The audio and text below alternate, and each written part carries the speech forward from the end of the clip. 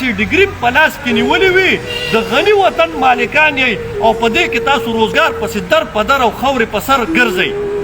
حد تر دې پورې چې بیا یوې ویزې پسې ګرځو چې یاره د یو عربي سړي غلامي وکړو د عربي سړي غلامي کوو په داسې وخت کې کوو چې د هغه په خاوره کې تیل دي نو زما په هغې کې تیل دي د هغه په خاوره کې بیا ګیس نشته زما په هغې کې شته د هغه په وطن باندې روانې اوبه نشته زما په وطن باندې شته د هغه په غر باندې ځنګل نشته زما په وطن کې شته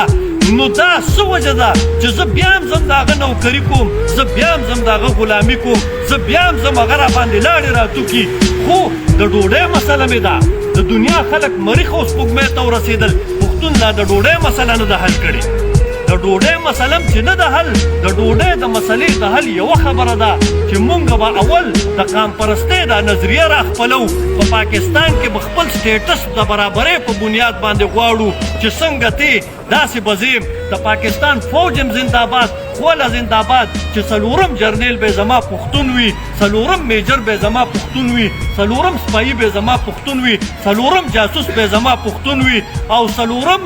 څلورم د پارلیمنت ممبر به زما پښتون وي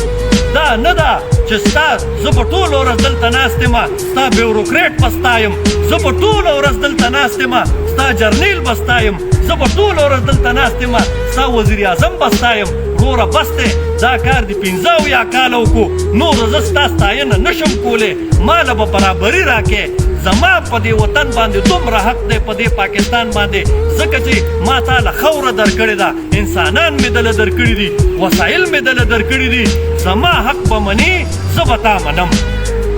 ماله به برابري راکې زه به دې منم زه به درته زنده‌باد ویم خو که زه پکې غلام یم نو دا بیا دا ګرانه خبره ده دې ته مونږ تیار نه یو عثمان خان په شهادت ته ورسېدو سر یې پرې ورکړو خو دا هر یو وګړی چې دلته ناست دی سر ورکولو ته تیار دی خو نور سرونه به د پښتنو نه تویږي نور سرونه به ستا تویږي